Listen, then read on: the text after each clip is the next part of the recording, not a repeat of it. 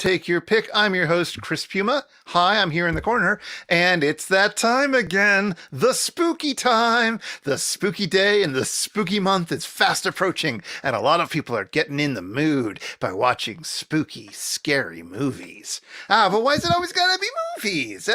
Or TV shows or novels or whatever? Why is it always gotta be that sort of thing? Are those the only genres? Are those the only forms of entertainment and nurturement that we can turn to if we want a little bit of horror to boil our blood and prick up the back of our neck? Well, Wiki suggests maybe not. If you search it for horror, you're going to get sent to a disambiguation page, which lists horror fiction and horror films first, absolutely, but they also have a few other options. Let's see if our panelists manage to pick the things that Wiki picked, or maybe they'll pick something new entirely, and we'll have to go in there and revise it. So, bringing the scary this time around, we have, in the randomly selected order they'll be picking from the podcast, The Fiasco Family Movie Night, and its spin-off podcast, Hubris Ween, all about the spookies, it's Sean Frost. I'm even scared of myself. From the live stream Scribble, Scribble, Scribble, in which he's been illustrating Mary Shelley's Frankenstein, it's Jared Pekacek. Hello. I tried to think of a really good lich pun, and I couldn't. You couldn't find one you liched? You could have had a bad lich, non-committal. From the CanCon Horror Podcast, a part of our Scaritage, it's Sarah Chamberlain. Someone please send a doctor.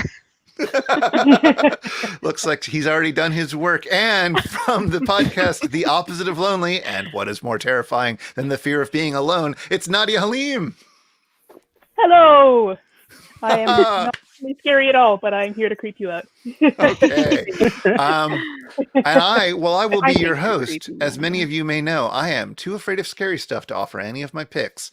Just going outside is all I need to feel the horror. But you, dear viewer, if you're watching this live, please comment about our panelists' picks, or, as Mikey already has been doing, comment about the panelists' looks. I think that's mostly going out for Sarah, but Jared's also, and Nadia, and, Sean, everybody's dressed up.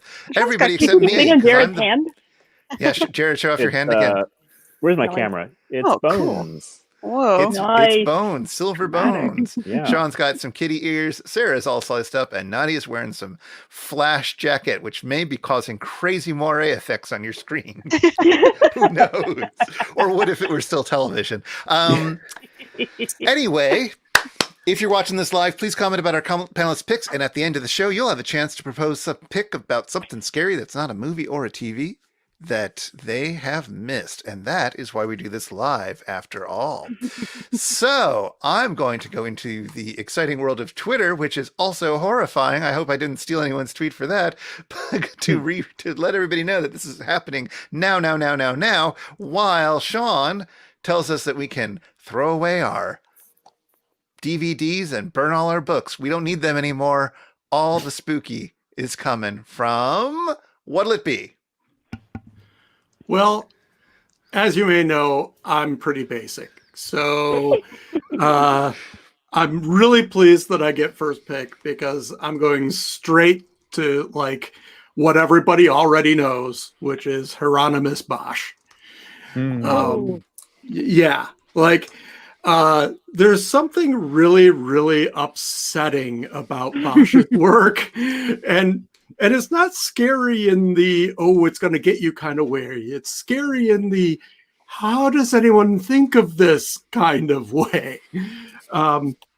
In particular, I chose a triptych he did called The Last Judgment. And it's it's filled with bizarre images, like heads with weird hats and feet, and just weird animals, and I mean basically most of his scenes of hell.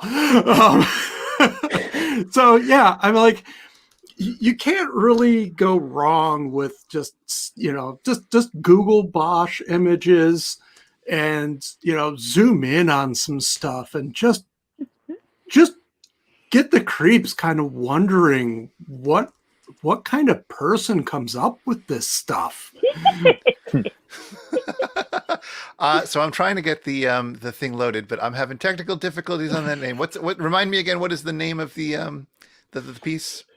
The piece that I'm particularly thinking is The Last Judgment. Yes. Okay, so there we go. I think everybody more or less knows what it is. I'm going to try to keep getting it up here because I accidentally borked a thing. Oh no! Nothing is scarier than technical difficulties. Nothing is scarier than hosting, directing, and trying to do tech for a thing all at the same time. Well, he's Bosch is kind of known for having the garden, and so it's like the really pleasant thing, and then underneath it the hell and all of this. This one starts bad on the left and gets progressively worse. So there's just no hope. Everything's awful. Yeah, hellish dreamscapes. Yeah, even the Garden of Earthly Delights, the garden panel that's all pleasant and everything is still the longer you look at it and the closer you zoom in on it, the worse it gets. It is terrifying too. It just doesn't look like it until you get near it. We have a huge framed poster of that in our house. In our art room, and I have a pull-out couch in there, and my niece was coming to sleep over, and I was like, maybe we should take that down. And Felipe was like, no, it's art. And I was like, I don't know what kind of art I want to expose her to yet. It's scart. I mean, and I think the thing about Bosch is it's definitely horror, but I think a big part of the reason people like him so much is it's also so gleeful and inventive. It's sure, here's a naked guy with a trumpet sticking out of his ass, and there's music coming out of it, because why not? The more you look at it, the more weird it is, and it's just stuff you've never thought about in a million years. Yeah. Hey, speak for yourself. Never occurred to a normal person. Unfortunately, I can only get so much resolution here. I can't enhance with this image, but I think many people will know the fabulousness of this image.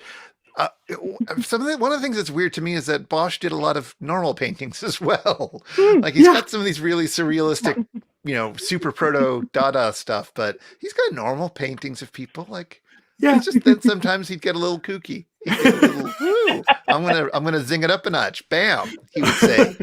Even the normal paintings of his that I've seen, and I haven't seen that many because I'm so fascinated with the big weird ones that I don't look at the other ones.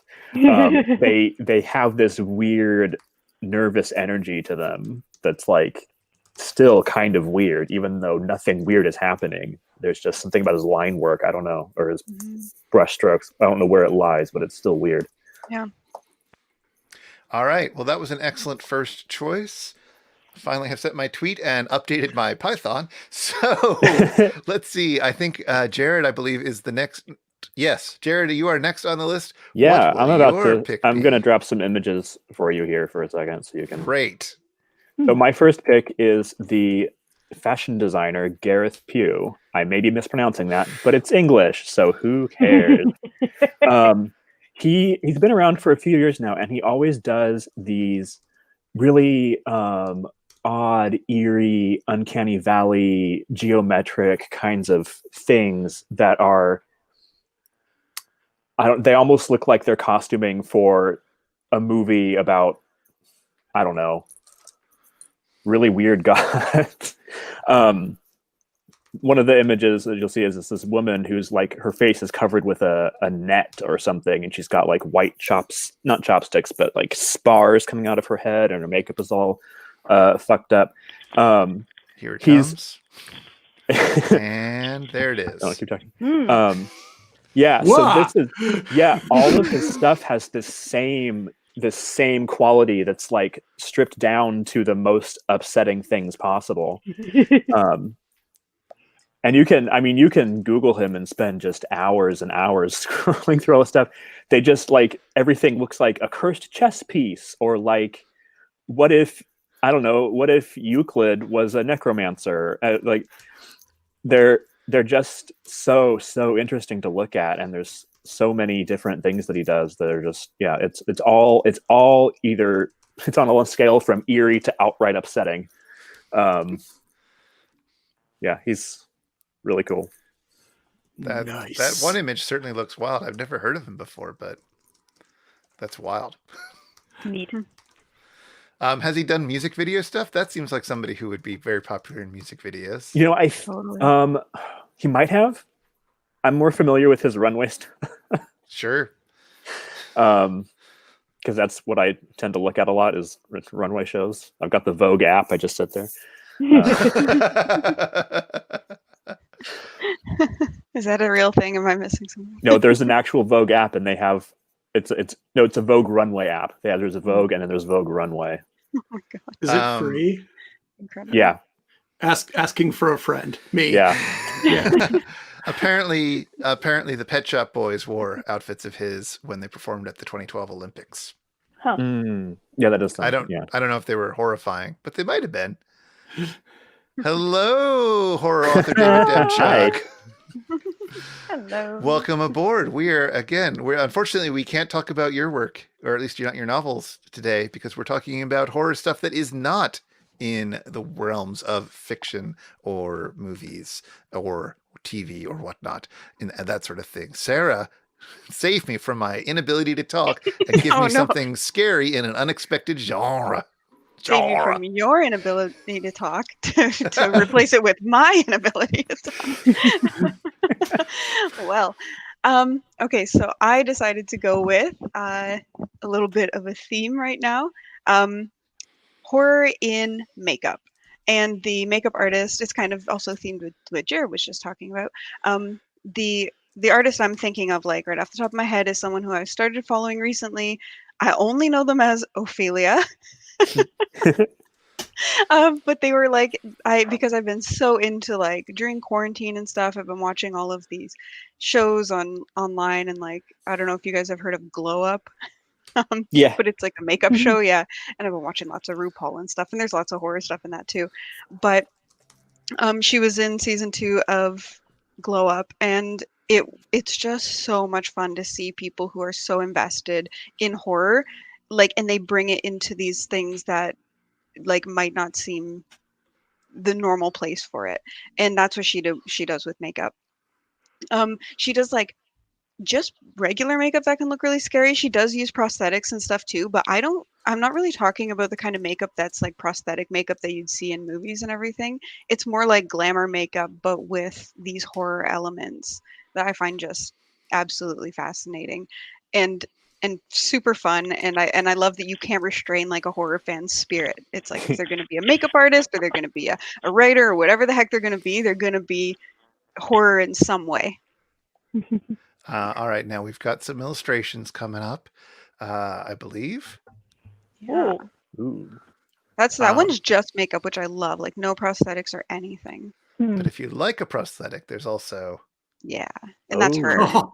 Yeah. Oh my god. That's the artist herself? It is, yeah. That's That's fantastic. awesome. I know, it's so creepy. This reminds me of were you done talking? Oh. Yeah, I'm done Okay. talking, Jared. This finishing part. I'm sorry. The real horror is social embarrassment. Speaking of makeup in Vogue, they have a YouTube series called Extreme Beauty where they go and talk to people who do this kind, like live like this, and it's Wow. so beautiful and upsetting. That's awesome. What is this called? Extreme Beauty? Yeah, it's just Extreme Beauty. Okay, cool. Sarah, you have kind of a makeup thing happening yourself today, obviously. Is that something that you've dabbled in? Like, have you done horror makeup? This is literally the first time I have ever put makeup on myself. Not even a joke. Even for Halloween costumes? Even for Halloween, I've always had friends do it. Wow. I'm so intimidated by makeup. The only reason I had the guts to do this was because of all these shows I've been watching. Oh, that's good.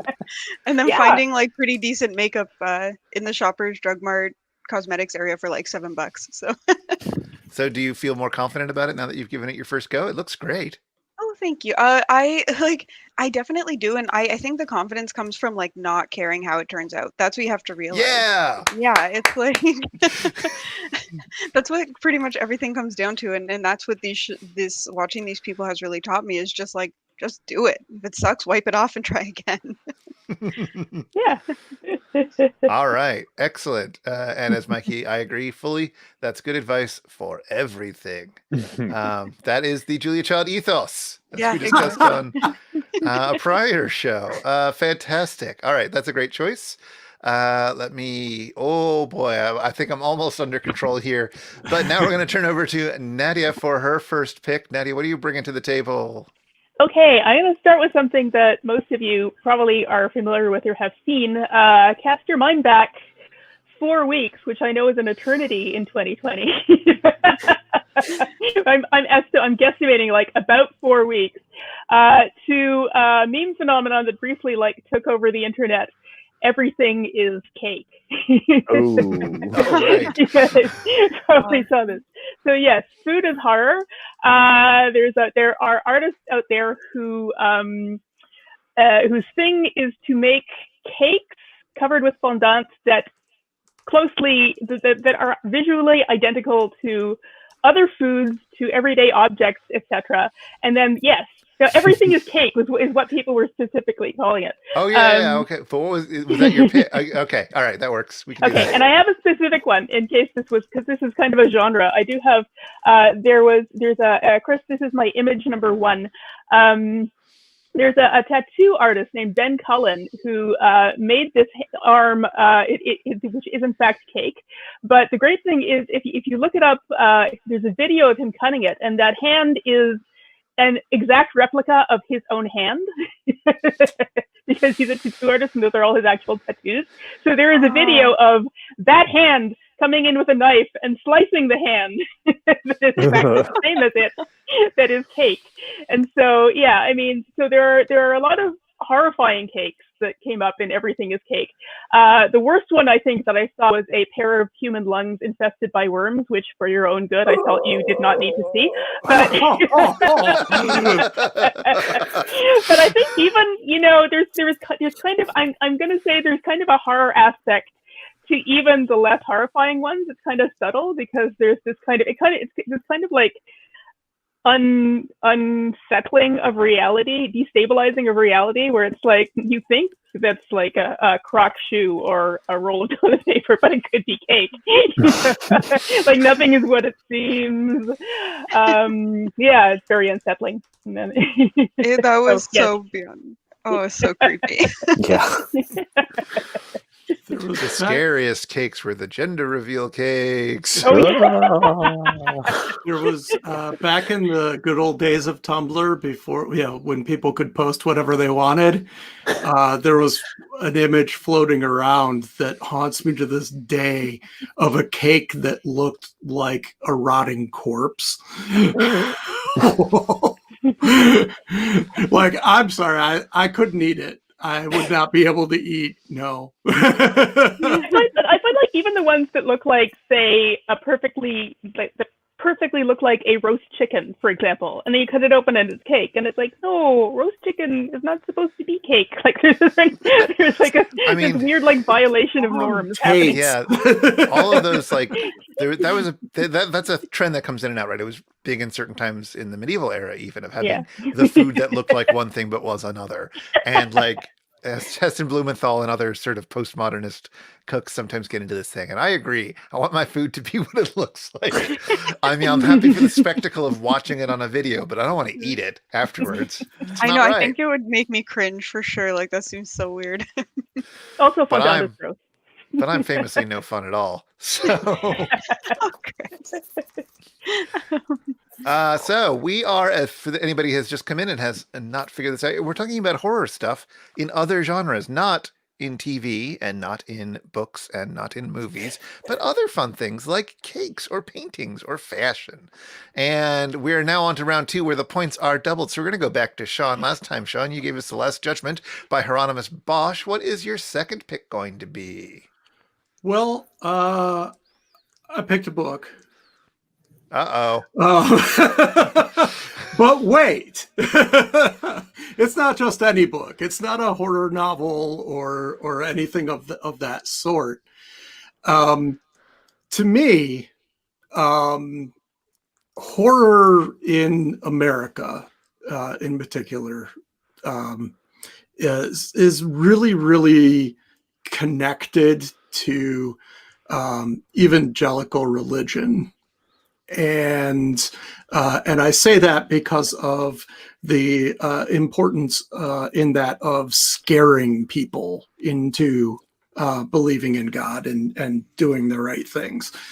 And as part of this, I present the Wolverton Bible. Now, Basil Wolverton is a let's call him mid-century cartoonist and illustrator, mostly known for things like The Culture Corner, where you can see he's got a kind of underground style. Culture Corner was basically ridiculous life hacks that could never work and would be outright dangerous. Things like that. He did some work for Mad Magazine. He did covers for a DC horror comedy comic. But he was also deeply religious, and in the late 40s joined a congregation called the Radio Church of God, which he found out about because he lived out in the middle of nowhere, and he heard the minister preaching on the radio, because that's the channel you get when you're Basil Wolverton. So he started drawing. He became an elder in the church, and he started drawing things to go into their pamphlets and newsletters. And a lot of it is, your run-of-the-mill kind of biblical, portraiture, and here's a lion with a thorn in it, that kind of stuff. And then he drew Revelations. And he did it with gusto. Oh my God. Like, this to me links directly back to Bosch. Yeah. These are things that cannot exist. They're awful. I picked this one because they are inhuman. The human ones are more upsetting because he gleefully drew people covered in boils and burning alive, and desiccated corpses and all kinds of stuff. So if if that kind of illustration is your breakfast, the Wolverton Bible includes lots of his work for this project he was doing for the church, as well as, bizarrely, some of his goofier stuff at the end, just to be like, hey, here's some extra pages. Yeah. Wow, that is an amazing drawing. His draftsmanship, it's so detailed in non-realistic ways. It's like a chick tract on acid. Yeah, I almost went with chick tracts. I sort of have a follow-up question there, but I want to see if other things come out. Maybe I'll save it for the end. Okay. That's it. Not about this in particular, but about, we'll get to it. Yeah, that's really great. So is that the entire Bible, or is that just like things that he had completed that went along with the newsletters or whatever? Yeah, it's a combination of what he did with the newsletters plus his Revelations project. So it's basically Old Testament and Revelations. Yeah. You don't need any of that wishy-washy stuff in none of that Gospels. Forgiveness and love shit. Yeah. No. Why would you want that? Oh, all right. Well, fantastic. Thank you for sharing that with us. Let's see, who is next? Jared, you gave us a little fashion last time with Gareth Pugh. What will it be this time? It's more fashion, and I just threw an image in there for you. This time, it's Alexander McQueen, and this is kind of a twofer. I'm cheating. So McQueen had a lot of shows that were just like dark, surrealistic, gothic, kind of fairy tale sorts of things that look a lot like Murders from Hannibal, especially the one that I just put. Should be up in a minute, I assume. So that's all fun. The second part of this is that McQueen, as you may or may not know, did commit suicide in, I think, 2010. And yay! I love this one so much. The antlers, the veil, it's, yeah. Wow, oh my God. And some people have chosen to honor his legacy by taking his skin cells and growing them into leather to make accessories out of. What? Nothing is on the market yet, but last I heard, they were kind of working on it. It's the equivalent of those books that are bound in human skin, I guess, but like ethical, because nobody's harmed in the making of these purses or belts or whatever. And I believe, what was it? I have to pull up the article again to know for sure, but like some of them I think are going to be tattooed or something. It's, yeah. Even in death, he lives. Oh my God, I love that. Mikey! Well, there's lots of different meanings of fantastic, but actually that may have been for that outfit, to be fair, not the leather. Yeah, it's great. That whole show is I think it's I already closed the link. I am such a fool. I think it's Autumn 06 or something like that, but all of them are good. And various degrees of weird and strange and uncanny valley and all that. But yeah, his fashion has led to his own strange little afterlife that may or may not end up happening, but is at least in the works, or was. Wow. Yeah. Cool. I'm having difficulty. This seems like it was somebody's project, but they didn't actually do it. It was like just trying to find some articles about it. It looks like this is something that somebody wanted to do as like a, I don't know whether it's a it's a graduate project. No, it's not. Sorry. I don't know. It's confusing. This may or may not actually be happening. But Mikey has plans now. You've given him a dream. You could make your own coat of you. Hey, If only Jane Gum had known about this. Right? There's a whole subgenre of bio art around growing things in petri dishes, basically. Like, there was a piece that involved growing like steaks in petri dishes and then serving them to people as Oh yeah. Oh, I'm all for that. The people do that now. I mean, you can get that sort of thing, I think, but it's very expensive. It started out as art. Exactly.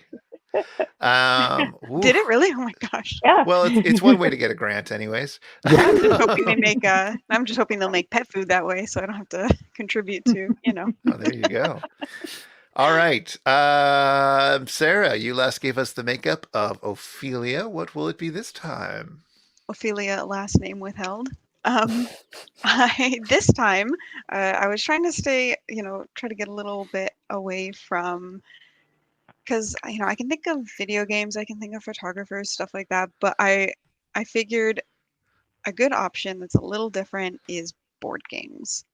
There are so many fun horror board games, and I find that awesome. It's been around since like forever. I sent you a picture, Chris, of one. It's random, but it's called Fury of Dracula, just so you know what it is if you put the picture up. Oh, I've played it.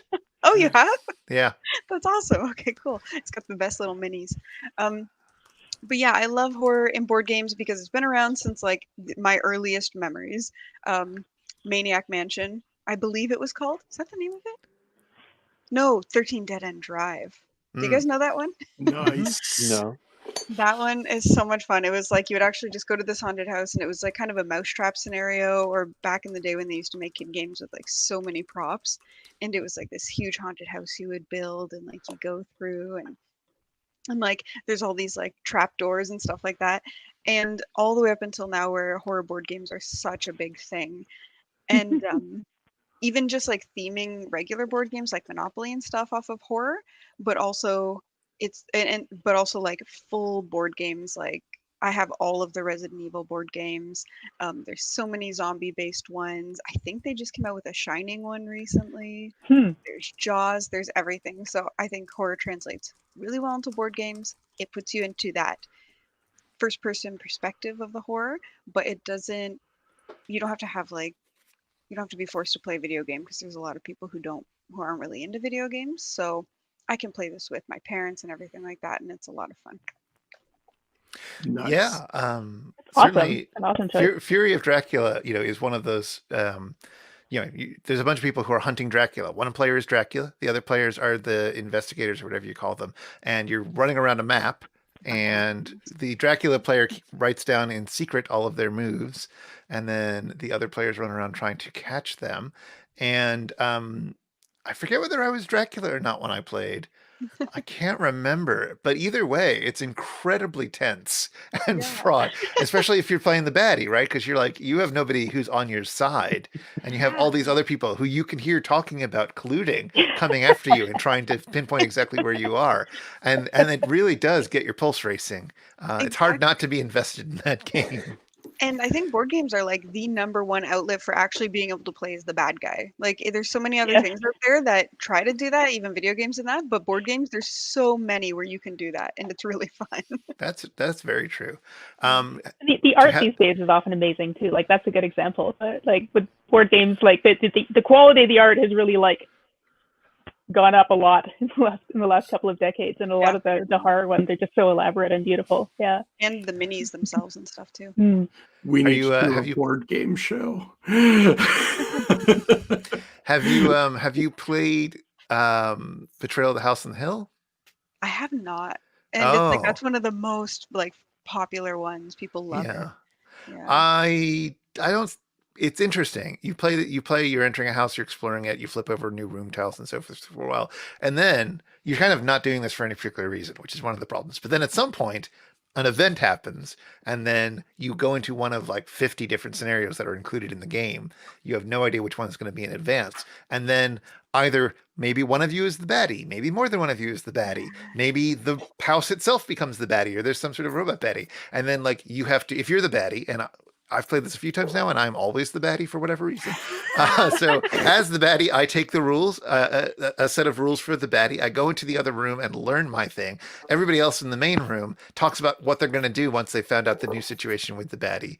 And then you come back and you have a 1v many, or a several v several, or a everybody v the board kind of situation. And that part gets potentially quite interesting. It's a little bit of random nonsense, but it's also kind of good fun. I've actually played like the most recent release of that. Now that you've described it, I've never played. That's like an Arkham game, right? No, not explicitly, but it's it's got that vibe.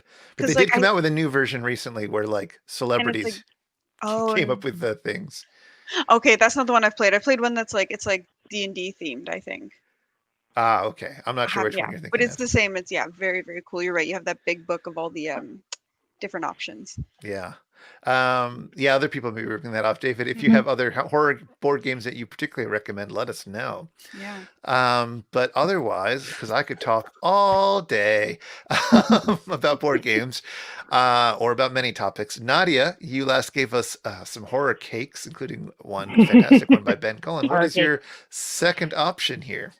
Well, I realized I could not do this without talking about 1970s performance art. So, let's talk about that time in 1974 when Chris Burden had himself nailed to a Volkswagen Beetle. I don't know why I didn't recognize this from the photo, because I know this piece. So, Chris, if you want to put, Chris Burden, the piece is called Transfixed, and the photo is, I think, number 2 that I sent you, Chris. Yeah, it's there. Yeah, so this I'm not making this up. So some background on Chris Burden. There's a really good documentary about him out right now called a couple of years ago called Burden. If you're curious, and it starts with there's a quote near the beginning from a journalist who covers some of Burden's work in the 70s, and the quote is, "What if art was violent? What if art hurt? What if it scared the shit out of you?" And so this is sort of like a theme with a lot of the stuff that Burden did in the 1970s. his thesis project, he had himself locked in a locker in his school, which was like he had to like curl up to be inside the locker and stayed there for 5 days. Without coming out or moving. He had there was a well-known piece called Shoot, where he had a friend shoot him in the arm. And yeah, so for this piece, he had himself, he had nails driven through his palms, and he had himself crucified on a Volkswagen Beetle. One thing that I find interesting about this piece is that he initially asked his wife to do it, and she at first said yes, and then thought about it and was like, yeah, I can't do that, to do the actual nailing. And so the person that wound up doing it was his attorney. What? So I kind of like that it shifted from someone who he had a loving relationship of trust with to someone who he had a relationship of trust with based on like a legal standing.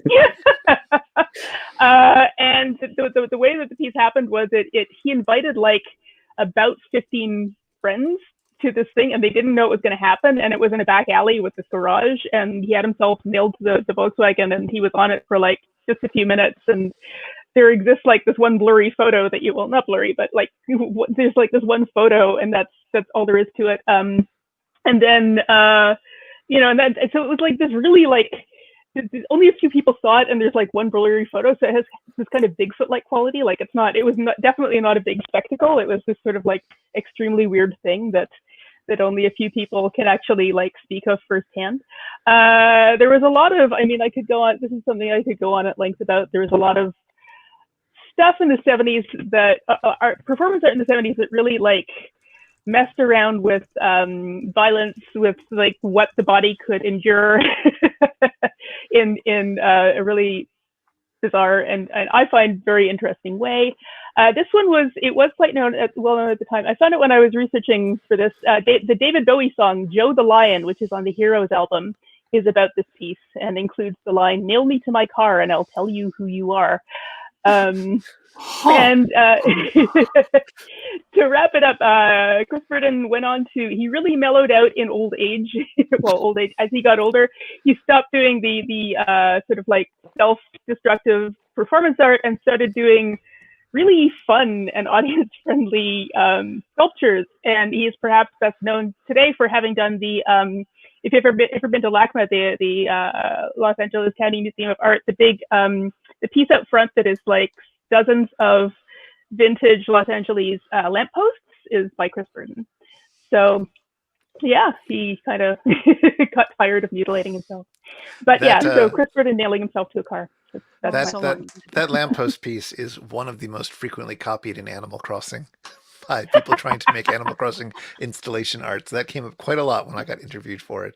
What was I going to say? My favorite, that Chris Burden piece is really good. The one that I think about sometimes is one where he was on a ladder and maybe with some friends in a flooded gallery, and then they put a live wire down. Yes. And it was more than enough that would have killed them if they had slipped from the ladder or something like that. So that's a fun Chris Burden art piece. One taking place in a traditional gallery setting, at least. And there were a bunch of people doing that. Like Marina Abramovich in the 70s had that piece where she and her partner were like standing face to face, and he's holding a crossbow in such a way that yeah, that's what I was thinking of. If one of them let go, it would have pierced her heart, and she would have died instantly. So it was this thing about like creating really high stakes, like genuinely dangerous. It's amazing no one was killed. Yeah. Well, yeah, not from Chris Burden stuff, as far as I know.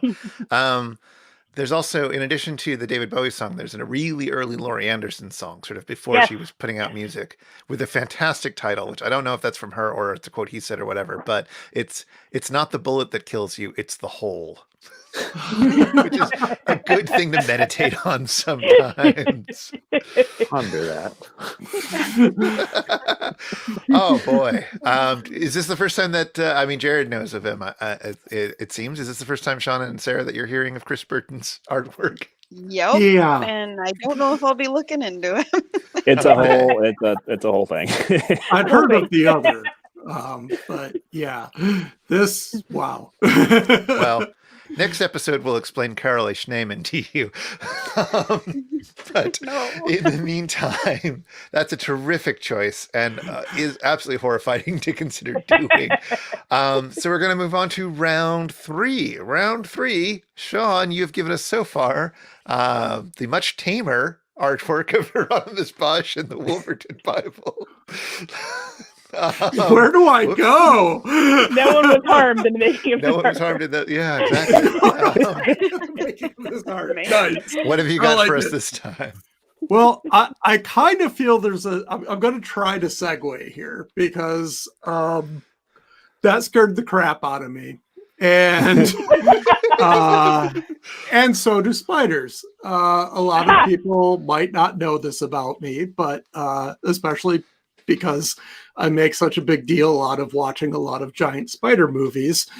But I am arachnophobic and have been since I was very small, like below where I can put my hand here that you can see. And so one thing that I did, it's probably discredited by now, but you hear about aversion therapy when you're doing like your freshman. I've got to take one credit of psych kind of class. Thanks, Chris. So I thought to myself, I've made an amigurumi doll. I taught myself to crochet to make an amigurumi doll. Why don't I teach myself to make a tarantula? And so I did. And so I made this guy. Oh, I love him. And people have asked for the pattern, which if I ever find it again, I would happily share. But this is what I have. A couple of these floating around because this was like the second draft. The first draft I gave to my cat, who enjoyed bringing it into our bed in the middle of the night and dropping it on my face. So between that kind of repeated nocturnal exposure and just the process of becoming very intimately familiar with the anatomy, because I like, if you go to craft stores and Halloween stores and stuff, their spiders they don't trigger me at all because they're not spiders. They're blobs with legs. So I was like, no, I'm going to make a spider. So I had to endure lots and lots of photographs of spiders and spider legs and how they connect. I don't know how well these aren't quite as close together as they're supposed to be, but I tried to get that sort of, circular pattern in which they attach underneath the cephalothorax. And like, all of that process and the repeated rude awakenings really, like, I'm still very uncomfortable with spiders, but like just the other night as I was bringing in our air conditioner from the window, and night is a bad time to do that if you're an arachnophobe, which I forgot. I open I open the window, I start pulling it in, and this little bastard comes down and hangs right here as I'm struggling with this giant machine. And it was all I could do not to just throw it out the window and run screaming down the hall. But I held it together because I faced this at 2:00 in the fucking morning. Oh, bravo. that's I like how it's fantastic. I like how it's very cute, and it kind of looks like it's wearing a cozy Shetland sweater. But at the same time, if I wasn't expecting it, I found it in my bed at 2 a.m. Yeah. Wet. As soon as you started telling the story, Mikey's comment was, No. Mikey is also very much not into spiders. It's great that you do that. Like, you try to help yourself. You're trying to like work through it, but it's true that you'll never really, no matter what you do, you're never going to be okay with just like having a spider fall on your face, right? Oh, sorry. I take that back. That was for the cat putting in your bed, which, I mean, only helping. It's a therapy cat. I want one of those spiders. I know. Did you I'll make see it if up I to share can with everybody? Sell those. Etsy shop right now. Exactly. All right. That was fantastic and well done. And I'm glad it has helped. And yet, oh boy. We are on to Jared. Jared, you've given us fashion and then more fashion. Will there be yet more fashion? There will be yet more fashion. Yes. Images in the chat.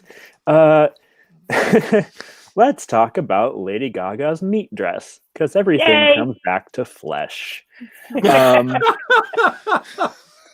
So when she did this, this was like 2008, right? I'd never really listened to her or anything, and this didn't make me listen to her, I have to be honest. But I remember, like, it seemed like it was all anybody could talk about for months. It was like, oh my God, Lady Gaga went on the red carpet or the stage or whatever, dressed in flank steak. And it is horrifying. And I think it felt like people kind of were so caught up in like, oh my God, it's another one of her stunts, like showing up in an egg or whatever, that they missed just how grotesque and weird. Like it's so, even now I'm just like, ooh, the touch of raw meat. I'm not, Yeah. the meat dress, and it looks, like the steak fascinator. It is ridiculous, but it's also, I hate to keep referencing Hannibal, but I did just start watching it, so it's on the mind. It's a very like you would find her in a barn or something in Hannibal, and she's been covered with her own Exactly. inner self. It is grotesque. It is so weird and dark, and it just grosses me out so much. Not as much as getting nailed to a Volkswagen Beetle, but I wasn't thinking of performance that was on my list. So, I keep wondering about the smell. yeah. So me apparently, too. so it was. I did a little bit of research. They picked cuts of meat that wouldn't go bad as fast. Right. That's Wow. very Wait, thoughtful so, of like, them. If you did research, I've always been curious, but I didn't want to look it up. Is there like cloth underneath of it, or is the meat just on her flesh? I mean, I Good think question. she's wearing underwear, but it Right. is. There's no lining. There's no There's nothing under it aside from whatever she might be wearing under it. But yeah, it's Right. just stitched together PVC slip. meat. So it wasn't like even all like meat treated. smell. It was not treated. It was put together, I think, like the day of, put on her for this event, and then taken off almost immediately. And it has been preserved and is on display. It's been essentially made into jerky because that's the only way to keep it Yeah. looking. Yeah. That doesn't keep it looking the same.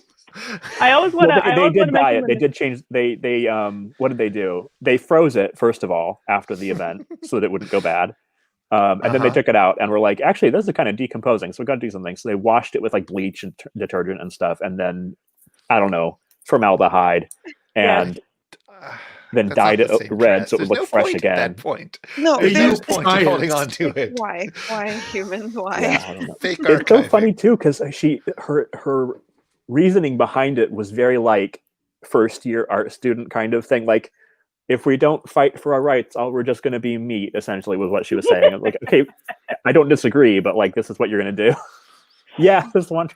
Yes. It was not long I after. always I don't know. feel the need to bring up when with the Lady Gaga meat dress that it was based on an earlier work by Canadian artist Jana Sturbeck, who made a meat dress that was displayed in the National Gallery of Canada in the early 90s. And I was still living in Ottawa at the time, and it became this huge local story in Ottawa because one of our city councillors a conservative city councillor decided to pick it up and be like, this isn't art, it's a waste of money. This is food that could be used for feed. And it's like, shut up. It became this really dumb conservative talking point in Ottawa for like several months because apparently we had nothing else to talk about. So Wow. Yeah, those 12 flank steaks were really going to make the difference. And it's like, because you care so much about poor people, conservative politics. Yeah, right. You know, What are you doing with feed? Yeah.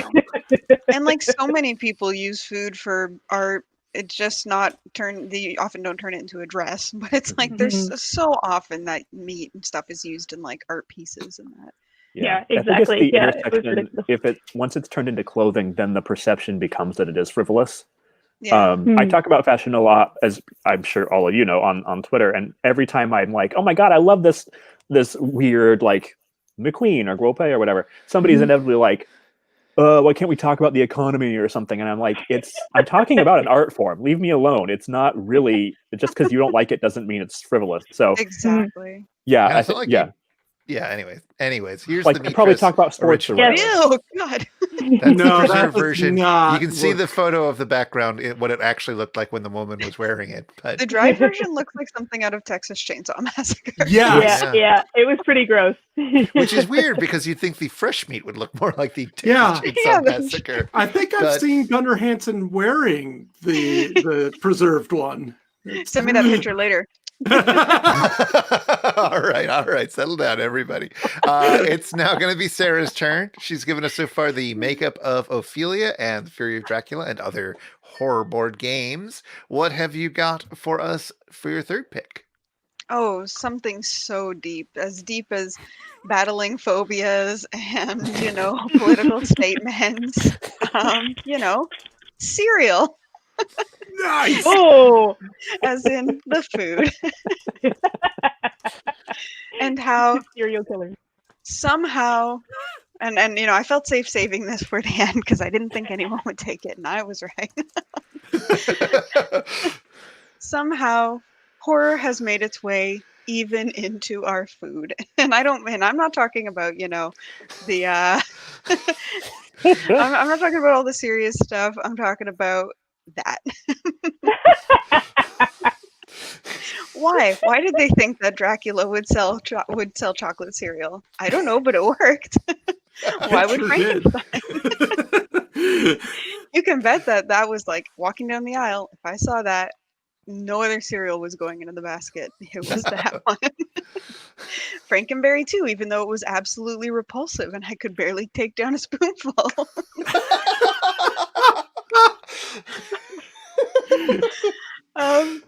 That's pretty much all I have to say on this. Surprisingly. What did it taste like? I've never had it. What's Frankenberry? Frankenberry's like fake strawberry, right? Yeah, It's like real gross. kind of like the way a freeze-dried strawberry tastes. I don't know if people like that, but I hate that flavor. I mean, I hate strawberry in general, but like Frankenberry is real vile. It tastes like strawberry quick, which Mhm. I Right. also love. I was never. What is it? I know Count Chocula is chocolate, but is it good? Is Count Chocula good? I've never had either one of these. I mean, personally, I can't eat anything that isn't like, pretentious cashy at this point in my life. Like that stuff would make me sick. But when I was a kid, I mean, it kind of tasted like Lucky Charms, but chocolatey, I guess. Mhm. Did you Yeah. ever have any of the other flavors, which were much harder to find? No. Blueberry Blueberry. was great. Blueberry, I remember pretty good things about. And then apparently, I don't remember these, but maybe this was before my time, before even my time. But Fruit Brute and Yummy Mummy were also flavors they made. I'd I've forgotten heard of about blueberry, Fruit but- Brute. What is Yummy Mummy? That one is like Fruity Is it Yummy. teriyaki? lots flavor. of different fruits, isn't it? Yeah. I think They'd so. run out of ideas, so they were just like, "Here's a bunch of flavors, kid." They made a Sort of. mistake at Chocula Factory, and then instead of fixing it, we're like, let's just market this as mummies. Well, I mean, I kind of liked it. I mean, I hated the flavor of it, but even at the time, I was attracted to rainbows. So, hold on. Colors. I've got the wiki up now.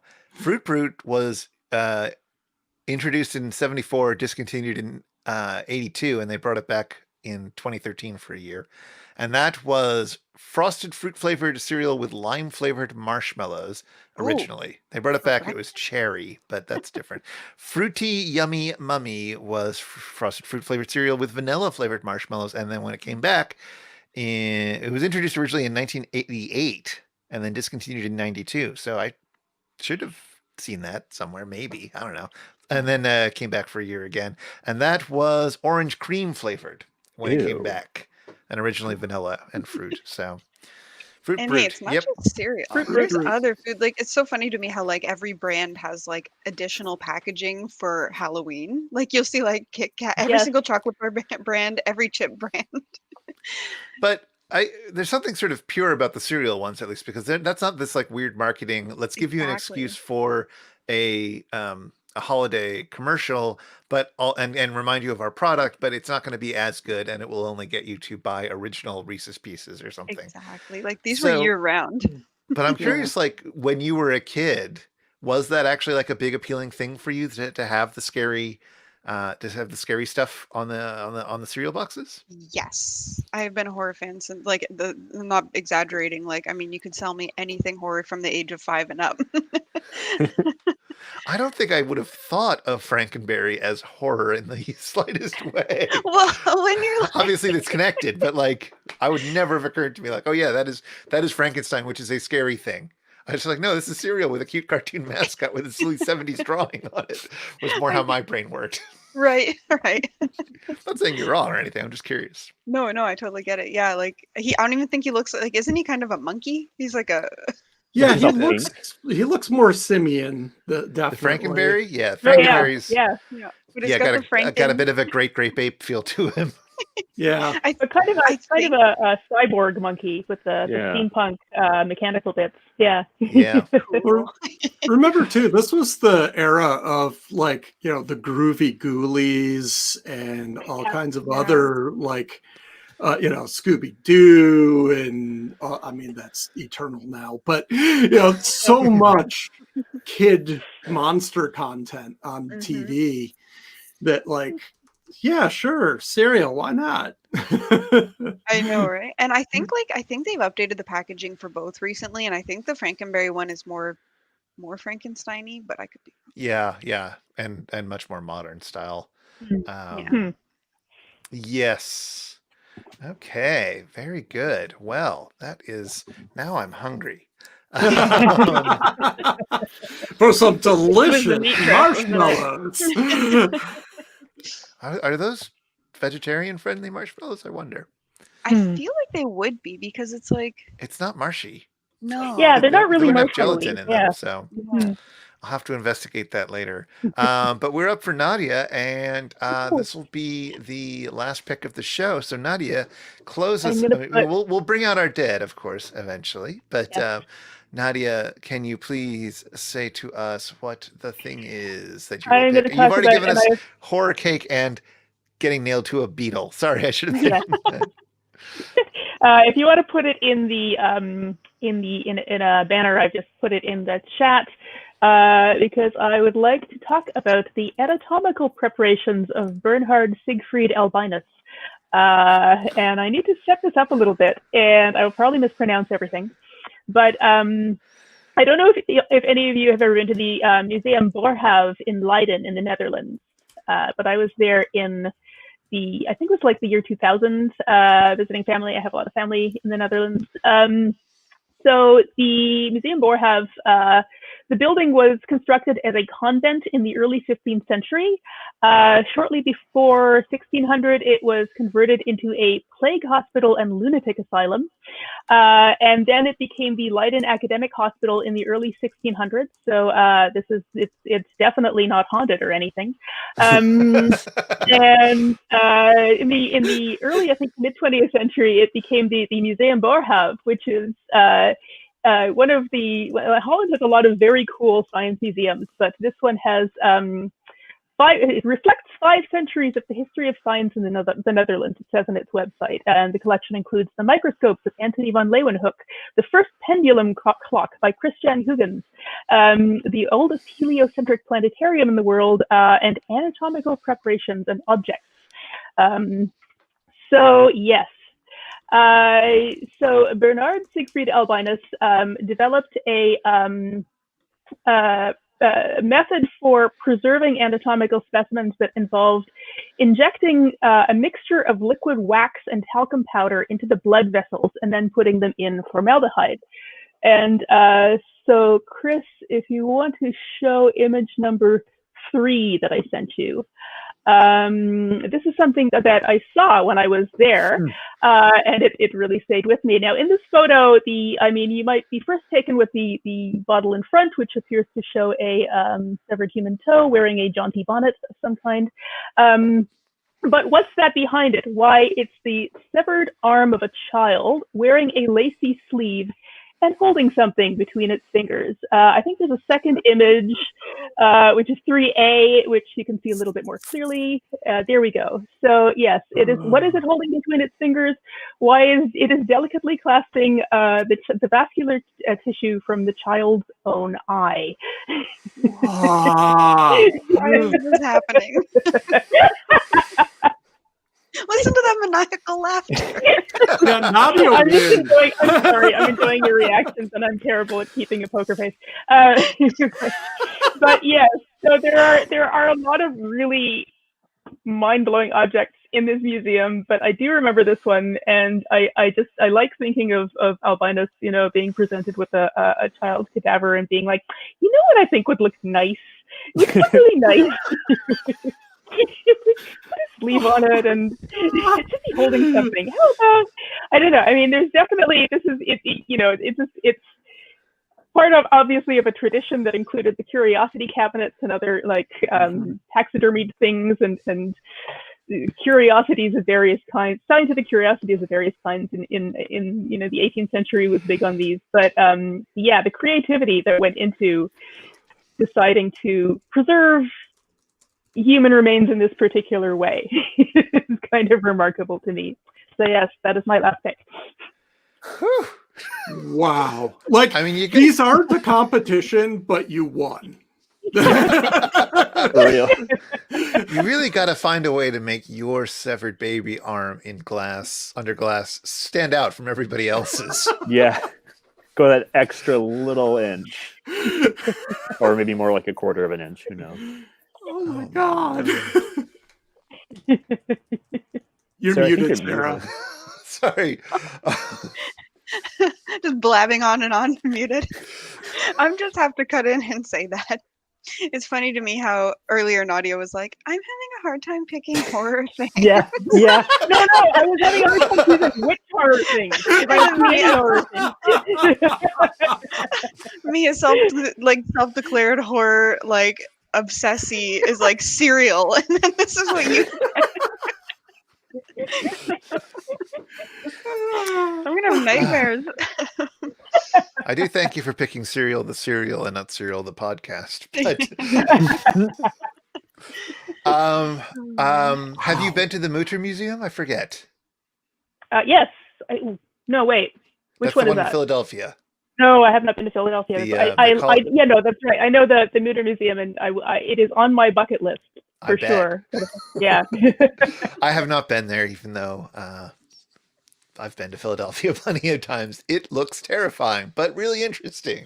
And I'd much rather hear other people's stories than go to it myself. For those of you who also haven't been to the Mutter Museum, it is a museum of medical history, medical implements and specimens. And yes, it has a staggeringly large and diverse collection. If you search for it, you'll see pictures of skulls. You'll be lucky if that's all you see. That's true. That is what came up first in their search results. It's pretty spoopy. Spoopy. That's not what I would describe as spoopy. Yeah. Or it is a little too kindly for the. Spoopy is when I put a witch hat on my cat. Yeah. And then FrankenBerry is spoopy. And then have it carry its own retinas around or whatever. Oh Lord. Okay. Well, you knew what you were getting in for when you clicked on the horror live stream. Before we go to talk about the things we were thinking about but didn't have on our list, we like to spend a moment to think about whether we've learned anything today or not. And besides the unexpectedly darker corners of Nadia's mind, um, one of the things I was thinking about earlier when we were talking about both the art stuff, I guess, in particular Hieronymus Bosch and the Wolverton Bible, was that if I go back to the Wolverton Bible image here, we talked a little bit about how sort of incredibly detailed the artwork is here. Mhm. And I was wondering, and that same thing could be said of the Hieronymus Bosch paintings, right? There's just a lot of stuff, and it's incredibly detailed. It doesn't look quite as dramatic as it does in black and white, because black and white really forces you to notice, like the detail causes a lot of really high contrast areas all over the thing, whereas in color you can have much more muted things, stuff like collections of stuff. But I'm wondering about that sort of accumulation of detail and horror, especially in comics. I should grab an image, and what's a good image to find? But I'm gonna. Oh boy, that one's pretty terrifying. I am looking for an image of beloved Japanese comics artist Junji Ito, Oh my yeah. babe. So good. who also is like both really good and really scary, and really just has a lot of detail often. And I'm wondering whether that is a thing. I can't help but just like get so immersed. Sometimes, like if I'm reading one of his comics, I just stare at a page for like 10 minutes. Like I just love that detail. It's so sharp, and his art style is fantastic. Yeah. The thing I it's find, the clarity that really like it really sells it, makes you think about it. Yep. Like, yeah. And one thing I find about horror in art, like drawing specifically, is I find it to be so much harder to endure. And I don't know if everyone's like that, but it's like I can watch horror movies all the time, horror TV, whatever, but it's like it's quick images and it's moving at its own pace. But I find that when I'm reading like a comic or something that's got horror art in it, I can't force myself to look away in time. So I'm absorbing that horror so much more. And there's like some comic books that are horror themed I can't even read. Like I've tried to read them and I absolutely cannot read them because they're so viscerally upsetting. I don't know if everyone's like that, but I'm like, I just feel like I linger too long on this stuff, you know? Interesting. That's really interesting. I mean, that's the right way to read it. I love comics, but I tend to read them too fast, and I don't get caught up in the images as much. Even if there aren't words, I tend to like read the images really quickly, and I tend to gravitate towards simpler, Charles Schultz style drawings, Chris Ware type stuff, that school rather than the incredibly elaborate stuff. But even the incredibly elaborate stuff, like I like the stuff where you can still read it really quickly, even if you then could spend hours diving into it. Like that Junji Ito, that, this reads real fast. Like you can dive into it and there's lots to look at, but you can see what's going on immediately. Right. Those are the types of comics I like. So I don't know. I'm a bad comics reader in many ways. Oh God, I'm such a lingerer. I'm thinking also though, like, has there been much use of sort of the opposite, like minimalism as a mode of horror? The only example that's coming to mind is I hate to bring this up, but it's from a novel. It's from House of Leaves by Mark Danielewski, where there's a lot of typography going on, and in the scary moments, he's slowing down time by having very few words on each page. And so there are a few pages where like something is happening, and like you have to like physically turn each page to get through that section, and there's just a few words, and it changes everything. And that's the only time I can think of that kind of white space causing that effect of increasing horror rather than I've seen that in a few details. novels, but it's like I find that novels tend to do it maybe more often for that reason. Although there's a lot of minimalist horror movies and stuff too. Yeah, probably. Yeah. I don't know anything about this genre. I'm trying to think of comics that are minimalist horror, but I'd say maybe Hellboy is probably one of the prime examples. It's often just, a spare drawing in a part of the panel and then solid color and that kind of thing. I mean, Also, I film wise, I really I think that something like A Girl Walks Home Alone at Night is very so good. minimalist. And Yeah. I just sink into it. There's so much space on the screen, you just go right into the movie. I was going to make a joke about the that week of strips in which Garfield died. Yeah. in around Halloween 1989, which you look it up if you haven't seen it. I'm not going to flop it on the screen, but actually I'm looking at them right now, and they're actually incredibly elaborate drawings. There's tremendous amounts of detail that you don't normally get in a Garfield strip at all, and that's one of the ways it's shown to be horror. So, interesting. It's funny, Chris. Since you brought that up, I'm remembering that there were several Halloween storylines in Peanuts that actually scared the crap out of me when I was a very small child reading Peanuts. Like the one where Linus's blanket achieves sentience and tries to kill Lucy. She deserved it.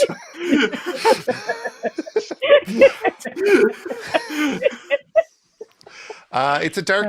Peanuts is a really dark comic strip. All right, we should talk about what we didn't get to pick, and anybody who is in the audience watching this live should chime in about stuff that you would have talked about if you were on here, assuming that we haven't already covered it. I know it's a bit of a weird week for that, but nevertheless, that will be the plan. So we will begin once again with Sean. Sean, you gave us Hieronymus Bosch's Last Judgment, the Wolverton Bible by Basil Wolverton, and the Tarantula Doll by you.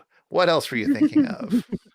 Well, foremost in my mind was a MAGA hat, but I didn't want that in my search history or on my computer. Leave that at the door. Politics.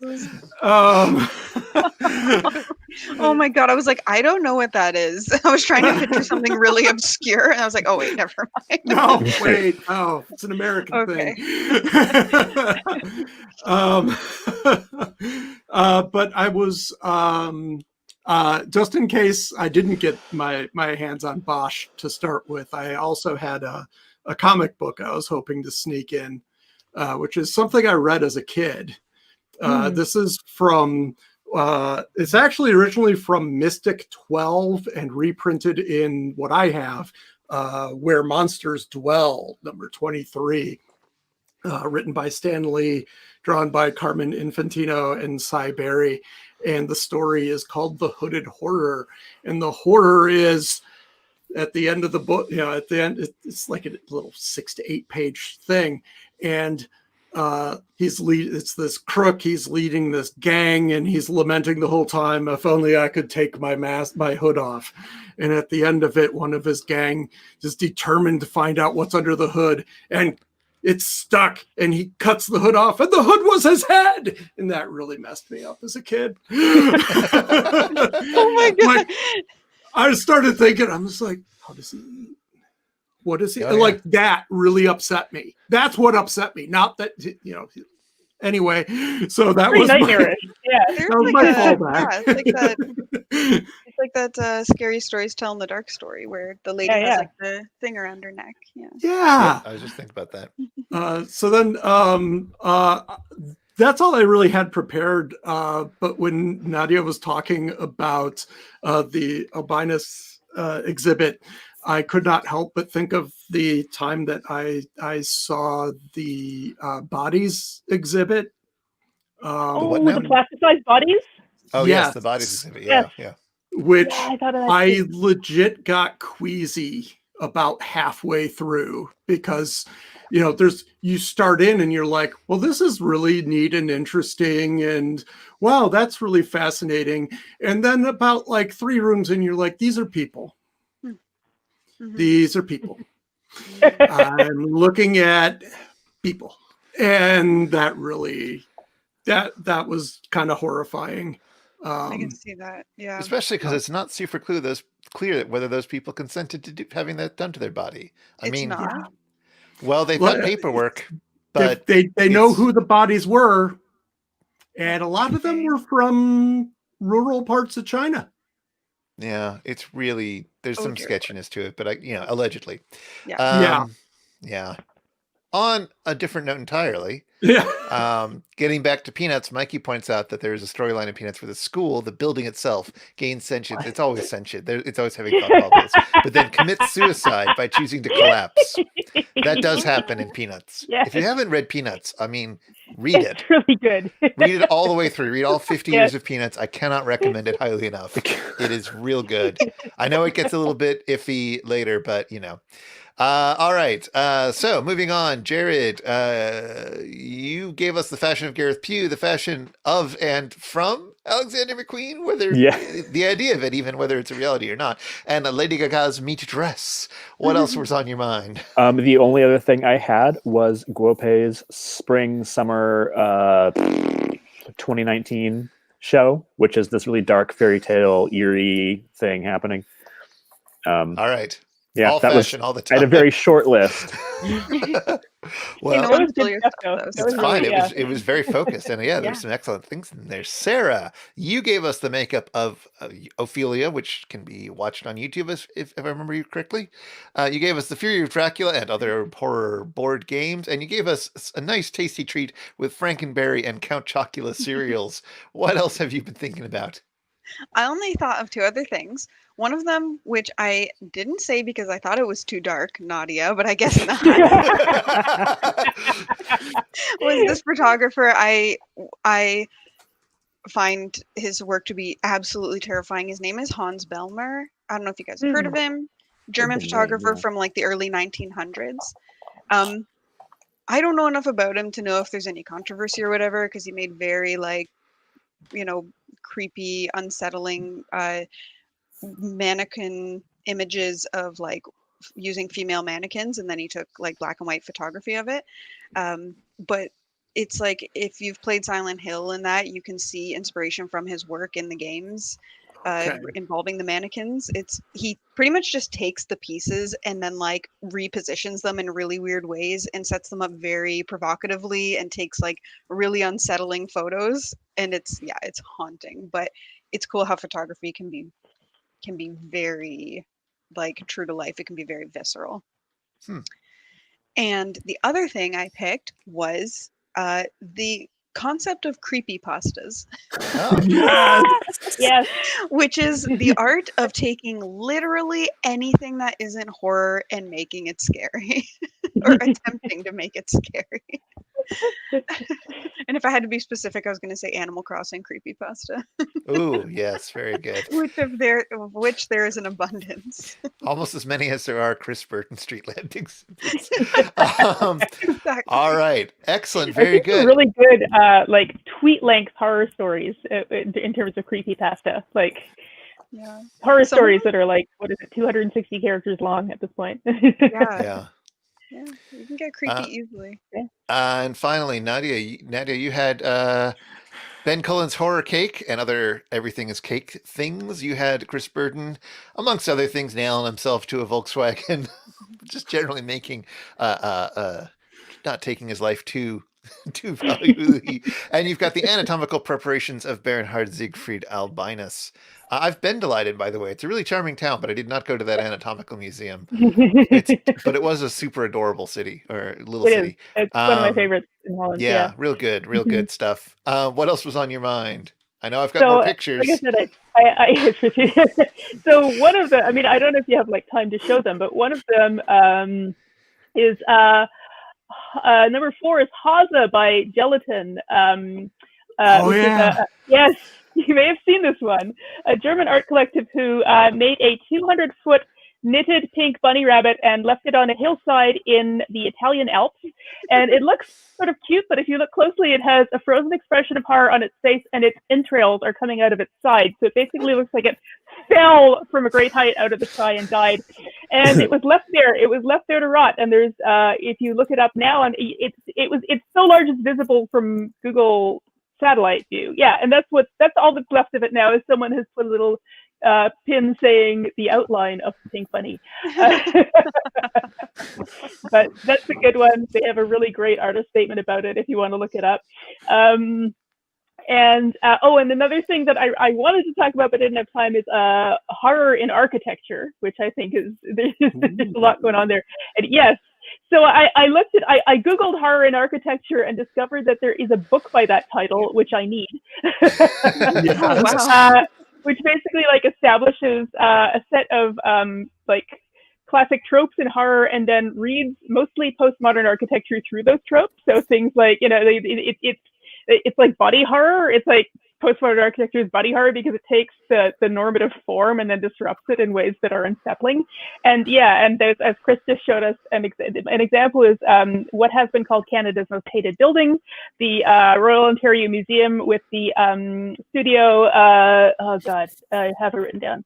Studio Lipskind. I always forget. Daniel Lipskind is the architect. Daniel Lipskind did the what is now called the Rum Crystal, which basically it looks like the building has been attacked by some kind of alien fungus and that is just growing out of it, and it's Awesome. like editions like that can work, but this one is terrible. Yeah, this is awful. I was going to ask you if you like this building or not. This is an awful edition.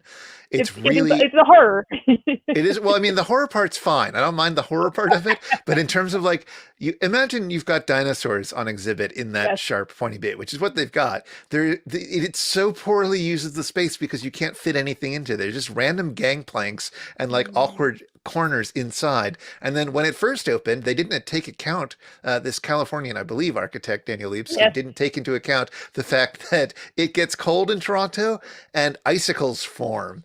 And that's a major thoroughfare. This is also right across the street from where my grad department was. So like, it's a major thoroughfare. Tons of people go by there. Icicles would fall, get quite large, and then fall and go thunk into people, or threaten to, certainly. And so they had to. Happen, but no, it never did happen. But they've had to adjust it. But the whole upper part was supposed to be glass, and it was just going to lose so much heat that they had to like change it into part metal. But it was also just really poorly made, so it was kind of falling apart as soon as it opened because they rushed the opening. And just quickly, like lightning round. Lightning round. Other things that I was thinking about talking about were Halloween costumes, horror radio, like old-timey horror radio and horror podcasts. The Museum of Jurassic Technology, which I'm not going to get into because we don't have time, but look it up. I don't find it that horrifying, but it is a complete treat if you're ever in LA. It has horror aspects. I think it has elements of horror in there. And possibly the greatest awards ceremony acceptance speech of all time, the one by Fever Ray, and I didn't get the date, but you might know the one that I'm talking about, where I can link to it in the comments, but I don't know if that's helpful. Do you want me to post a link? Hang on. Oh, what? Okay. It's okay. We won't be able to show it. So, but yes, Fever Ray acceptance speech. Fever Ray accepted an award in if you Google Fever Ray acceptance speech, it'll probably come up, and it's actually better if I don't spoil it for you and you just look at it. I don't want to, I'm really reluctant to describe it because if you haven't seen it, you're in for something.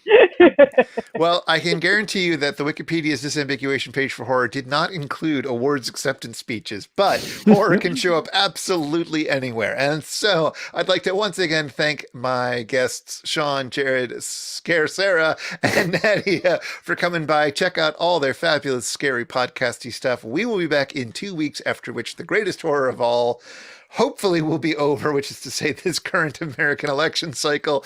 And oh my God, goodbye, everybody. Bye.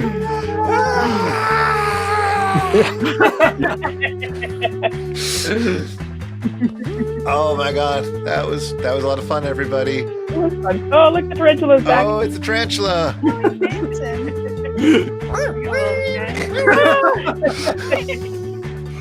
Well, I got a jet because I'm going to go meet my niece. Oh, nice. Don't be a scary.